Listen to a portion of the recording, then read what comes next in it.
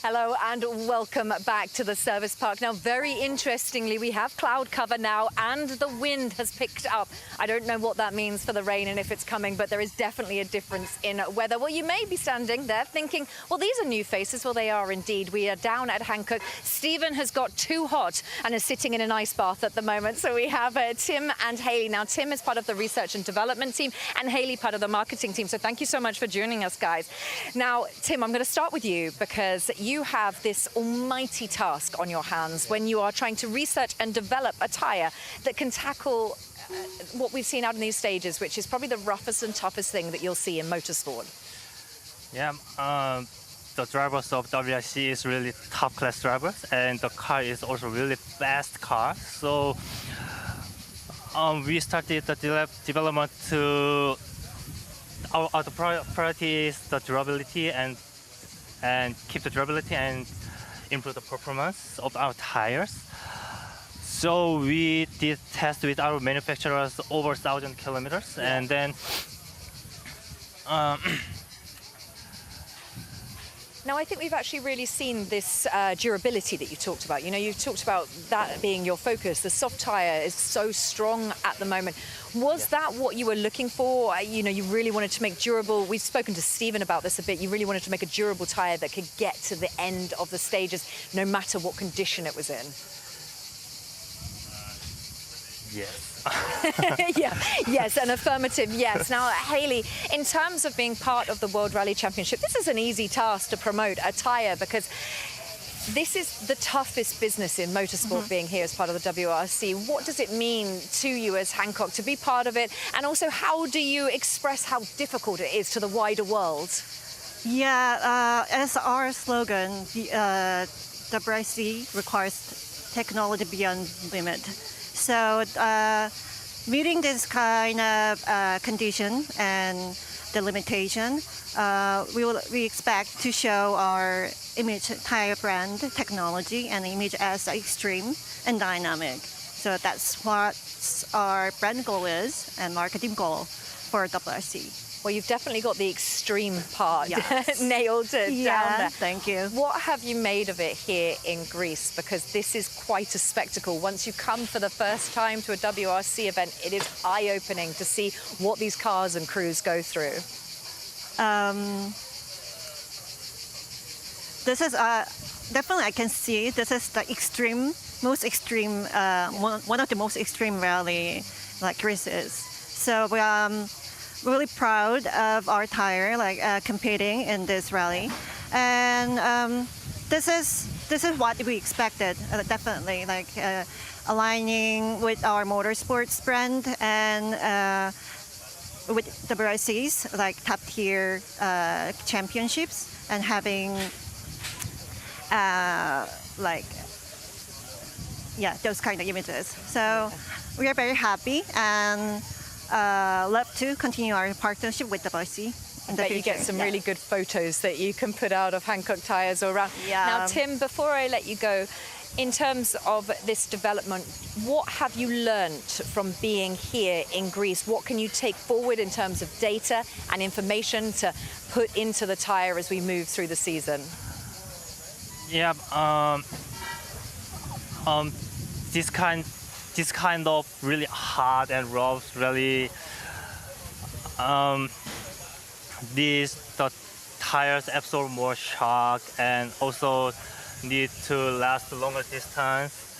So in this moment, we need to optimize the structure and the compound and so on, so for the performance and durability, especially the puncture of the tire. So we will communicate with the car each manufacturer about the tires, and then we will bring back those feedback to our R&D, and we will develop new and more durable and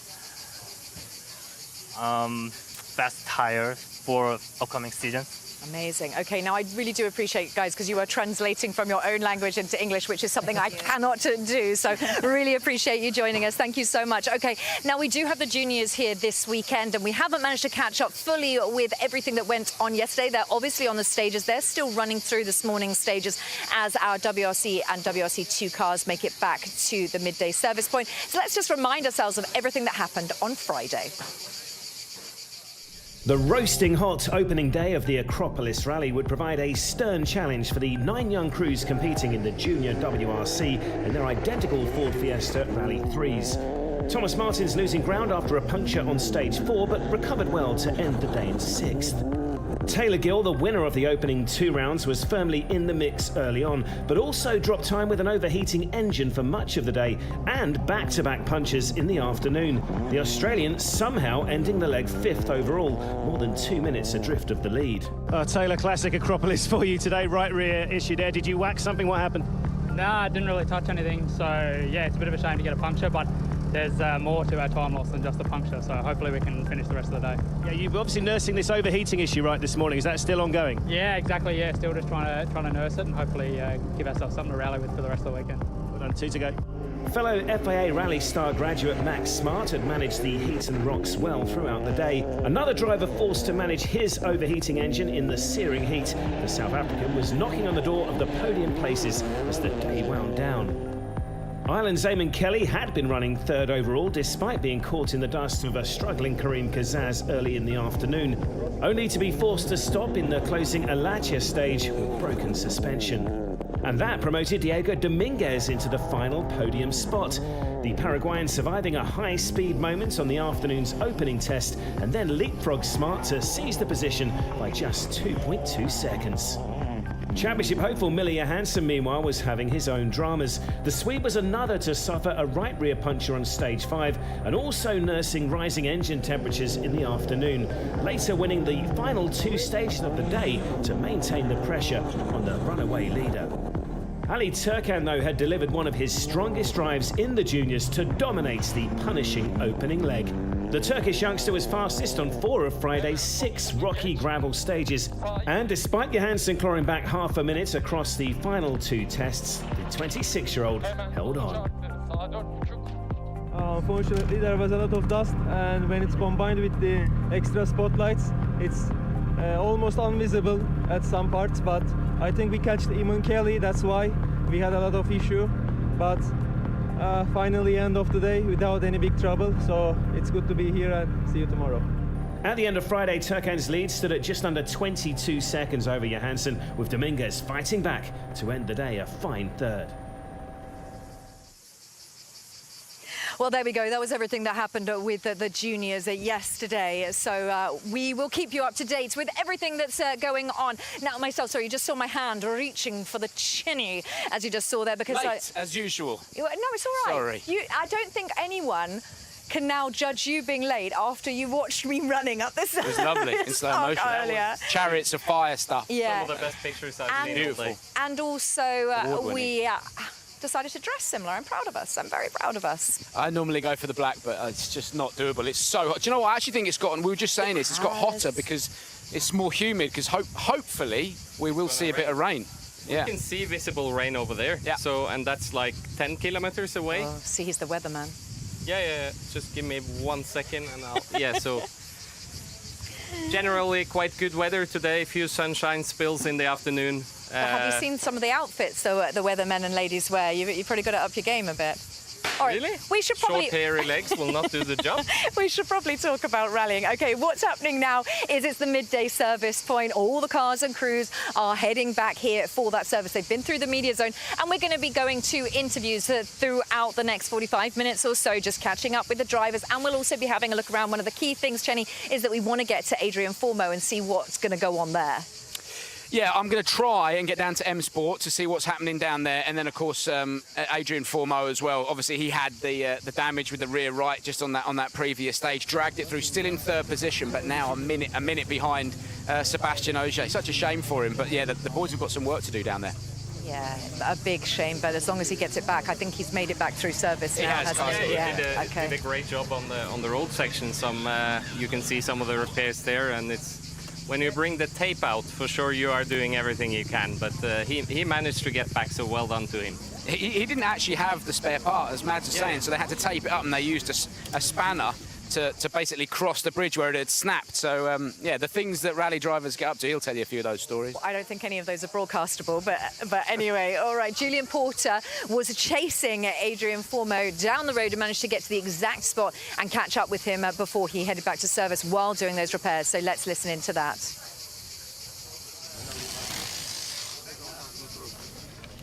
Adrian, what have you managed to do there? I don't know. We'll see. I think it's going to be fine. What was broken? Just an arm. You didn't have a new one, no? We don't have this one. Okay. The one you don't break. There you go. Well, Julian right in the thick of it there, just catching Adrian as he does the repairs. It must be so stressful because you are trying to do that, Mads, and then we're there going, tell us what you're doing. Yeah. That's the worst thing, but yeah, it's also natural, you know, that the TV is there, and we all as competitors know they have to be there, and it's a part of the story we are telling during a weekend. So, but of course he needs to focus on repairing that car, and I think he did an excellent job, and he's been able to crawl his way back here to service. And that is him just heading through the media zone. Chenny basically in the nick of time.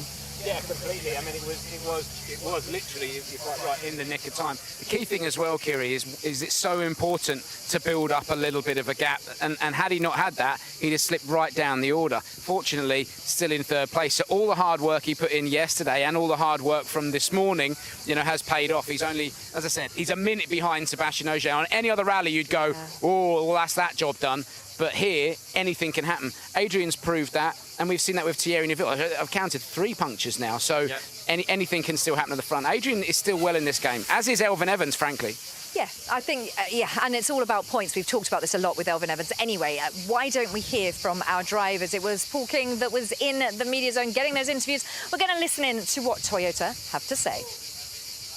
Kelly, a morning survived, but you still seem to be suffering for this lack of grip. What is it out there that you're not quite feeling, do you think, in these conditions? Yeah, it has not been so good morning for us. just lacking pace quite a lot, and yeah, that's about it. Where is this coming from? We've heard this from you before over the sort of first gravel events. You're still not quite getting to feel at one with the Hankook gravel tyre. Is this still the issue you're dealing with this year? Yeah, just not getting the right I don't know, combination of car and driving. Doesn't seem to work together at the moment. How do you see things developing then in the afternoon? What are those stages like in terms of the deteriorating for the second loop? Can be again quite rough in places. Let's hope not so bad as yesterday, and try to improve.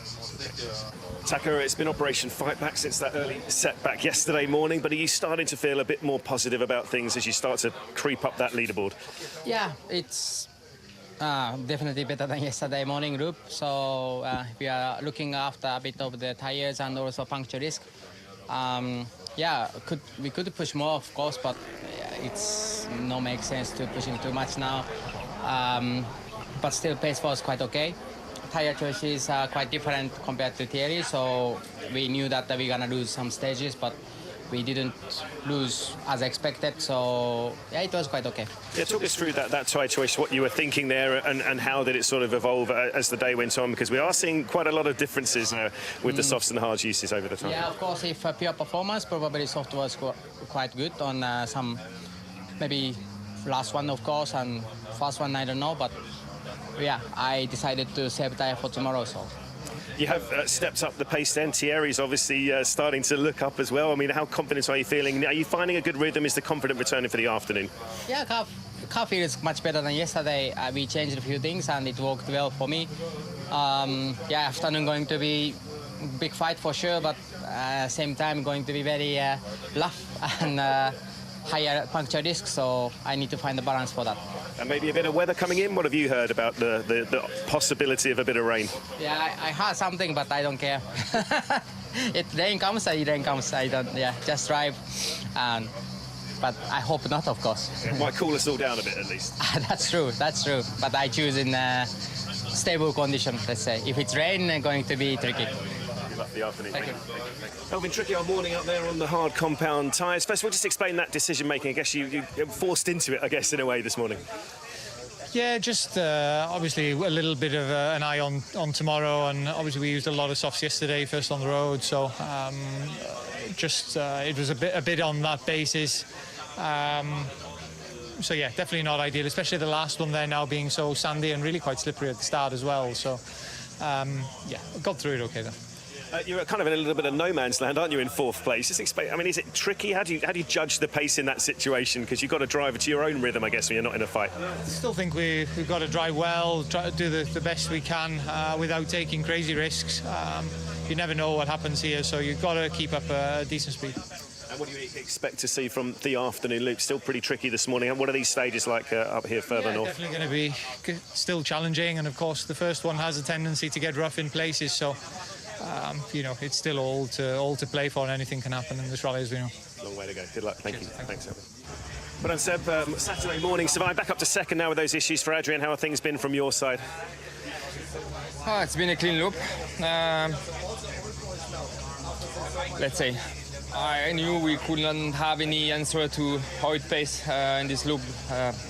First of all, tire choice. Second, road position was still too much of an effect car after car this morning, and you just have to see which kind of gap we created already from the front, from the guy just in front of us, and then yeah, car after car, it was just not possible to match this pace. Also, they had one more soft than us, and that was clearly a better compromise for this morning loop. Unfortunately, I couldn't afford to do that with my tire package.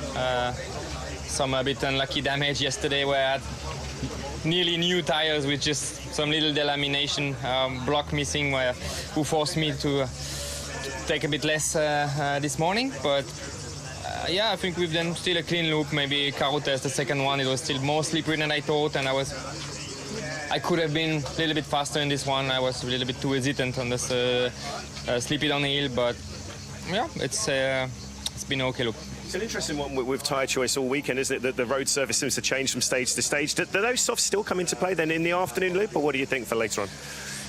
I don't know, it seems that this soft is offering most of the time some extra performance, but of course when it's super hot, then this afternoon tire wear might be the biggest issue for this weekend, and it's probably going to be about surviving this afternoon. So yeah, I don't see many people taking soft this afternoon now, unless massive storm is developing now, but I don't know. One thing I need to mention, thank you to Molly, I need to give you a hug, because end of second stage this morning, Carotes, looks like by opening my door at the stop control, my mirror was hanging and fall on the floor. I didn't see that. When anyone was about to leave, she just handed it to me. And then I could fix it during the road section. And you know, it's a little bit of downforce because it's a little bit of wing force. And I won the last stage with 0.1, so it's thanks to you, Molly. Thank you very much. Molly is going to take that. We are never going to live that down, Sebastian Ogier. I'm not sure you should have said that on live TV, but fantastic to hear all the same. I mean, there's probably many times where those sort of things, I think that probably Elvin and Scotty with the notes would have liked a bit of a helping hand back last year. Yeah, in Portugal, when they lost the pace notes for sure. But yeah, it's a nice thing. I mean, sometimes parts are falling off the car and you need them back on. So anything or anyone who can help is always nice. So well done, Molly. Now, this weather is really interesting. You know that real close mugginess that it gets before, you probably tell by the sweat that's dripping off us, the mugginess that gets there before it starts to rain. It really does feel like that. The stages are far away. They're not particularly close to the service park, but it is going to be interesting to see what this afternoon throws up in terms of the weather. Now, this is the first time we've really got an opportunity to chat about all three stages. So what did you make of the characteristics of those stages? What did you expect comparative to what we saw? Well, I think it was a little bit, of course, what we expected. We know the stages from the past, so you know, quite a different character, I would say, mainly from what we did yesterday. Some very fast and open sections where they could push a bit more, and then some very narrow and technical sections as well, with a lot of, let's say, banks on the inside and outside. We could see how, you know, the guys were using those banks. Unfortunately for Adrian, it went a bit too far on the final stage, but yeah, nice characters. We have seen the fight at the top continuing, but Tanak is just slightly pulling away. Yeah, okay. Well, if you did just think, well, Chenny was there and now he's not, there's a reason for that. He scooted over to M Sport when we headed to Hyundai. So, Chenny, what's going on down there?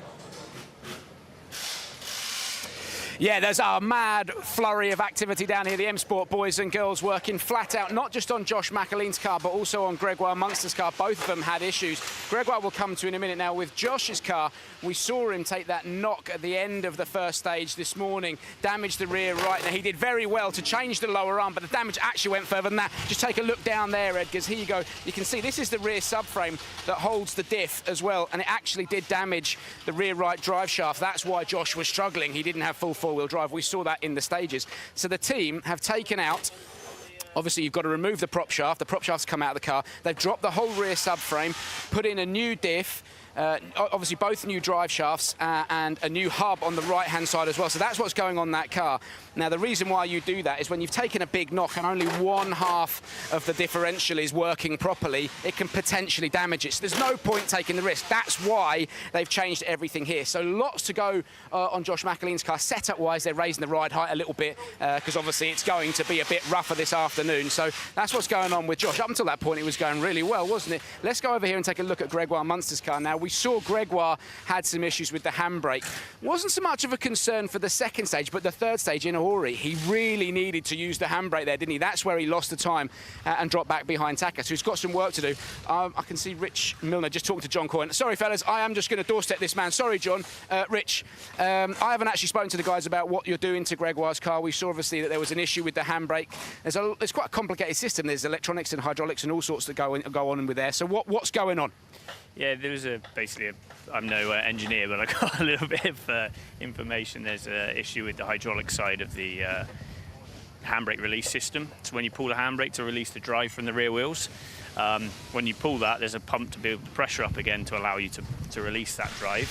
And basically that pump that's just come out there, that's not working.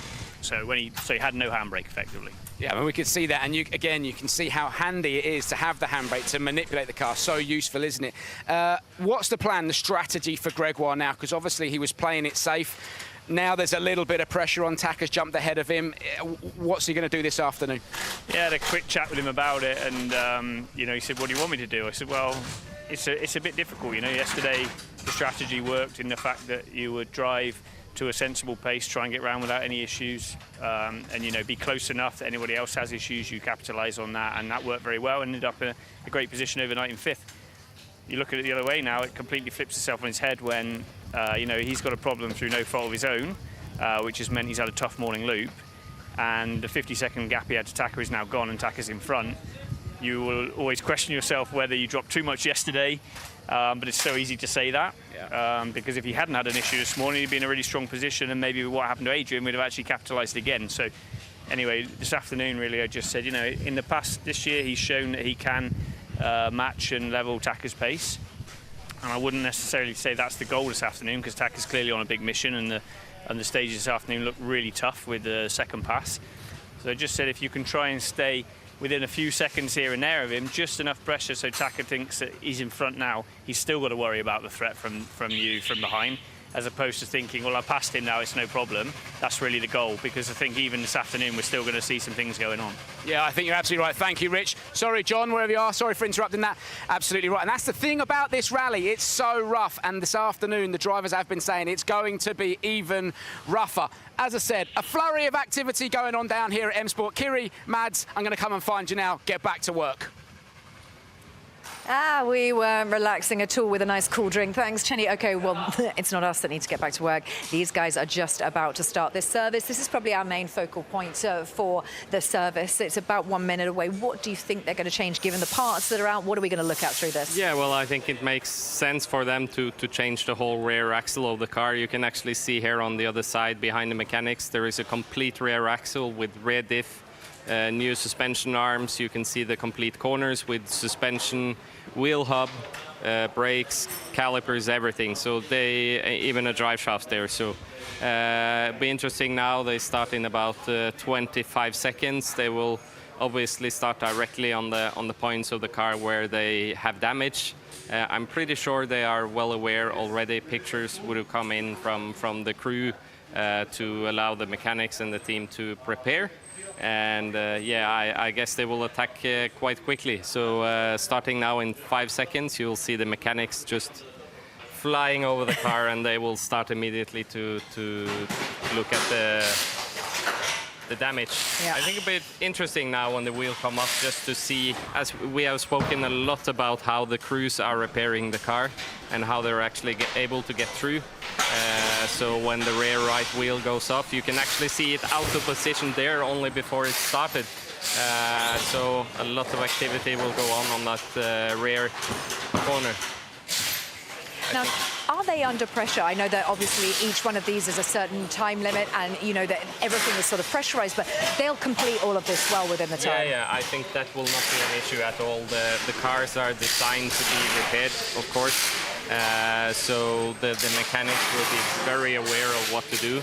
So yeah, I think that won't be an issue at all. They have a, 40 minutes left, about 39 minutes left. So that's plenty of time for a rally mechanic. Even though if it was a normal garage and you were changing the wipers on your window, that's about the time it would take. But yeah, we can get in a little bit closer here on the right rear corner.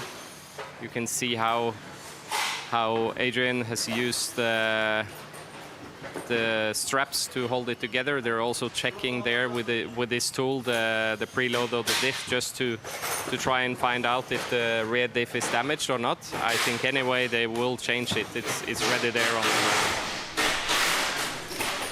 Okay, well, we're going to continue watching the activity down here. Of course, all of the other cars will be going through the service. There was no major service focal points for any of the other cars, just the sort of generic rally grease battering that these cars are taking. Yeah, and this is only the morning loop here. We are heading out to probably the roughest loop of the whole rally, as we are repeating these 3 stages, and we saw everything that happened over the morning for sure.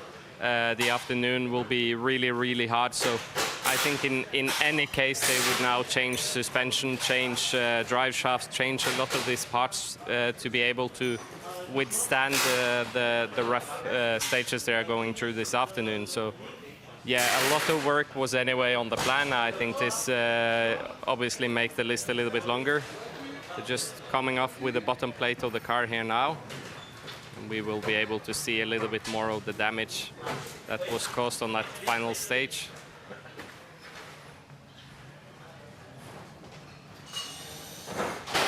Now, if you are just joining us, we are here for the midday service point. 3 stages done, watching Adrian Formo's repair that has happened at the moment. Mads, just keeping your eye on anything that's going on. I can actually, with my eyes, see the repair he's done. I don't know if it's easy to get in there with the camera, but as you can see, it's the rear suspension arm on the right rear corner is completely snapped off. You can see it there under the car, and he's used basically everything he had in his car. So he took a spanner and he fixed it along the broken arm, and then he's used you know, all the straps, tie ups, tapes, anything he could find in the car to hold that together, and it did quite well. Yeah. It did actually fail here right at the moment when they were jacking the car up, so that was on the limit, but a well-fixed car from Adrian that needs to get back here to serve it. A good bit of tape never hurt anything. Okay, well, as we are continuing to watch this Adrian Formo car repair down here at Hyundai, I think it seems about the right time to start dipping into the media zone interviews. So let's do the first of which with Oyt Tanak. Oyt steadily building on that lead out there this morning. Looks like things are in control for the moment. How's it been from your side? Yeah, definitely. Obviously, better road position this morning, but also a bit improved feeling in the car, and yeah, I would say better balance, so it was a bit easier to control the situation, but still very, very demanding. What sort of steps forward have you made with the setup? I know certainly yesterday morning you were really not quite happy with it. You tried to change the base when you came here. Yeah, we went back to base setup. Okay, what are your thoughts then for the afternoon? It's a 33-second lead. Is there ever a point at the Acropolis where you feel like it's a comfortable one? No, there isn't. What are your targets then for the afternoon? What do you expect those stages to be like on the second pass on this loop of 3? Yeah, I guess first we hope to keep the tires in one piece, so that is the main target, and I guess the biggest challenge. And the rest we just need to keep the rhythm and keep the flow. So I think this morning the rhythm was good. For sure, this afternoon the conditions will be different, but yeah, I think still all to play for. Well done, good luck for the afternoon. Thanks, Oyt. Yeah, there we go. Oyt Tanak speaking. Yes, I think the rhythm very definitely good as you are still out in front. Oyt talking about the fact that he wants to keep that rhythm as he heads into the afternoon. Those stages gonna be rough and tough as we predicted. Now, Chenny's moved all the way back over from M Sport. We are very much in the way here at Hyundai, but we're going to continue to stay in the way while we watch the service of Adrian Formo. Chenny, Mads, we can see the aftermath of the broken rear arm there. So that's really snapped off, and as we can probably see now in the service, you could have just changed that arm if you had it in the car. Yeah. It wouldn't be a very, very big job for the crews. The bigger job is when it's snapped off completely like that. And of course, we see the same thing here in service. They are not only replacing that broken arm, they will change the whole subframe, arms, everything. It's a complete new change. It's a carbon copy of what we've just seen over at M Sport. So Josh broke that rear bottom arm, destroyed the drive shaft. Obviously, the diff was only working on one side properly, so at that point, for the sake of, and it is literally 6 bolts, you just drop the whole cradle, the whole subframe, and bolt a whole new one in. It's quite incredible how these rally cars are engineered to be able to do that. Like you said, no point just changing one arm. Yeah, indeed. All right, well, we have got these interviews to go through as well. We are about 15 minutes left on this service show for you. So we will be bringing you everything that you need to know that's going on. But let's hand over to the interview with PK and Thierry Neuville. Thierry, surviving the morning loop there, slowly ticking off those places on the leaderboard. I know it's not where you wanted to be, but signs of progress at least this morning. Yeah, a little bit. We catch at least one position, and we closed a bit the gap to Taka now on the last stage again. So there's a little fight ongoing, but not for the position we wanted to be in, definitely. So yeah, very frustrating. And also a difficult morning, to be honest. The cars in front were retiring one after the other, so we found ourselves second on the road for the last stage, but also a slow puncture in the first one this morning, 12Ks with a slow puncture, and obviously a soft tyre, which would have been very useful for the last stage. How were the surface conditions generally compared to yesterday? Did seem to be a lot of cleaning. Yeah, massive cleaning in all the stages. Generally, yeah, maybe a bit smoother surface than yesterday, but the second pass for me will be quite rough. So yeah, we will go for another position and try to fight with Taka this afternoon. That's our main target. How tough will it be to sort of maintain that pace if the conditions are rougher? Are we hearing maybe some weather coming in? I don't know if you spoke to your meteo crew. What have you heard? Yeah, there could be a bit of rain as well. So I don't think there will be a lot, to be honest. But yeah, we need to make the right tire call for this afternoon and then just give it a go and cross fingers. Yeah, give it a go. I think he's had some torrid luck there with Thierry and punctures.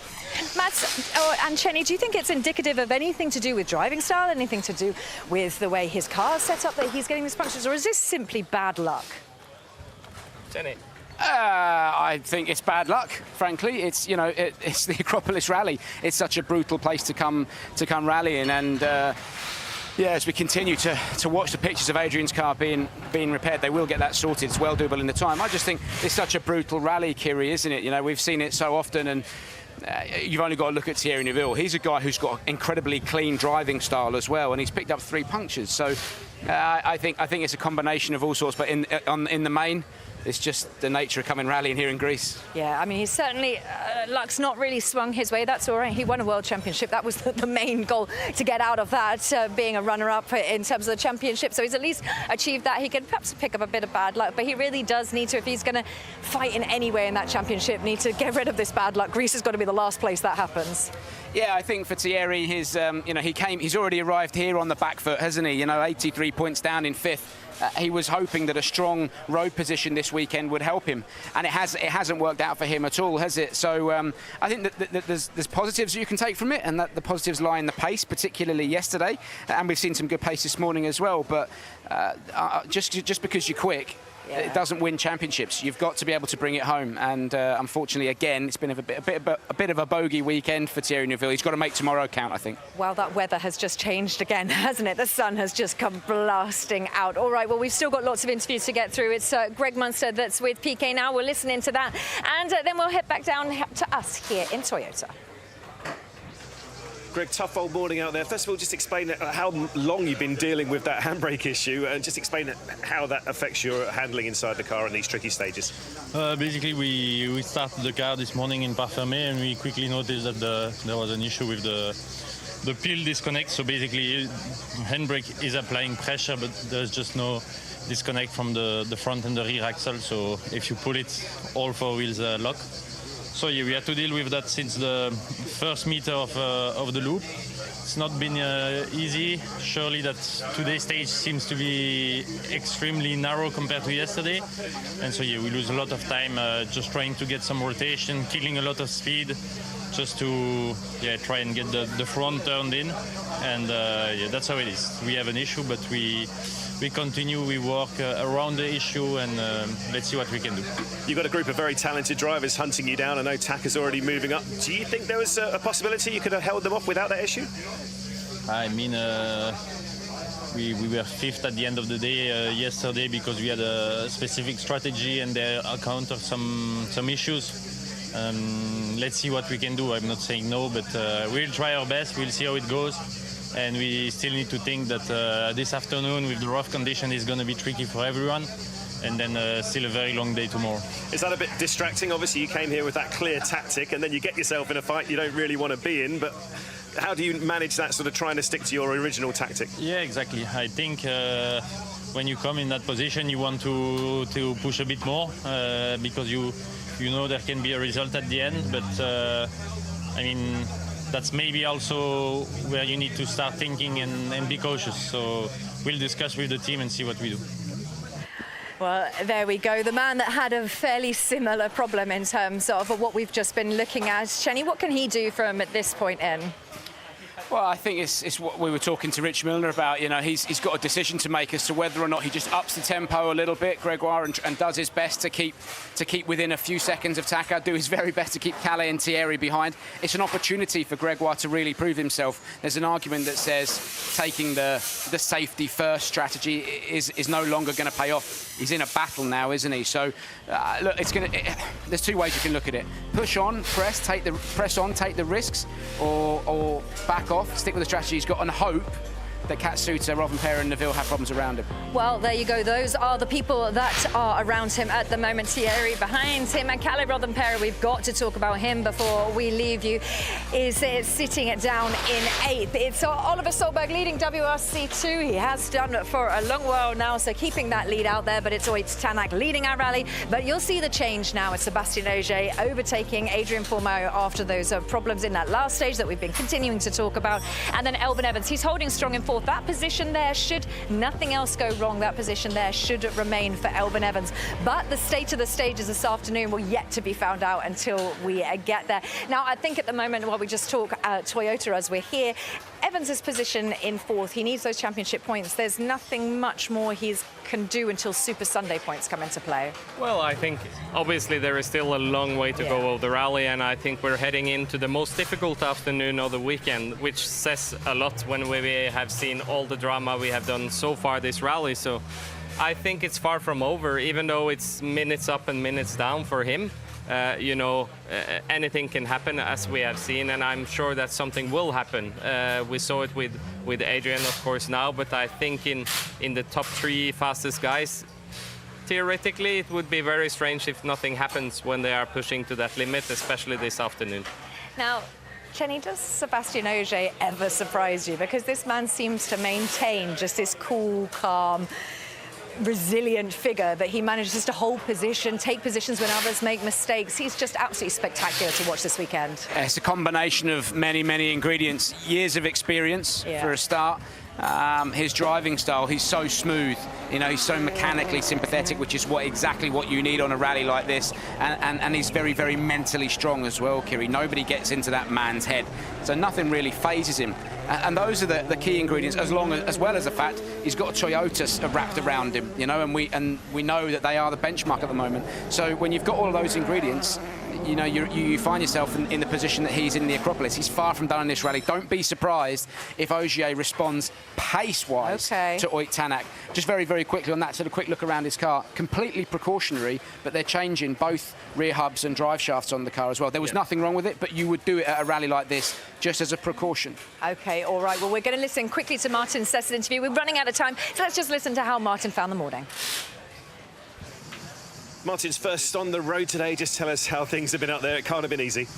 Well, yeah, it was really challenging, you know, and yeah, already on the recce, you could see that the Saturday and Sunday stages are really dusty and with much of loose gravel, especially 9 and 12. And I think after even us, everyone was complaining. So imagine how it was being first on the road, and yeah, you're driving quite slow, but still at the end of the exit to corner, you're just like sliding around. So obviously it's the first time here. Is always going to be a fact-finding mission. I mean, how much frustration is there coming so close to the end of yesterday and then having to pull out just with the end in sight there?